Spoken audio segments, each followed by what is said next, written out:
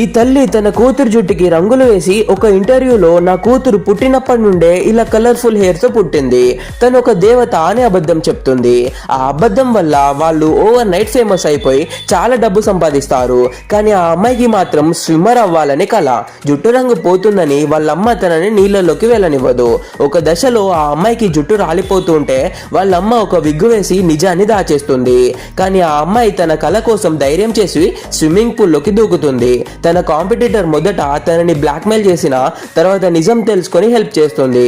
చివరకు ఆ అమ్మాయి ఎవరికి భయపడకుండా తన తల్లి కళ్ళు గప్పి స్విమ్మింగ్ కాంపిటీషన్ లో పాల్గొంటుంది. తను ఫస్ట్ రాకపోయినా తన టాలెంట్ కి బెస్ట్ స్విమ్మర్ అవార్డు గెలుచుకుంటుంది. అప్పుడే వాళ్ళమ్మ అందరి ముందు తన విగ్గు తీసేసి నిజాన్ని ఒప్పుకుంటుంది. వేరే వాళ్ళ కోసం లేదా సోషల్ మీడియాలో ఫేమ్ కోసం మనల్ని మనం మార్చుకోవాల్సిన అవసరం లేదు. పేరెంట్స్ తమ కళల్ని పిల్లలపై రుద్దకూడదు. నీ ఒరిజినాలిటీని నువ్వు గర్వంగా ఓన్ చేసుకున్నప్పుడే నువ్వు నిజమైన సక్సెస్ సాధిస్తావు.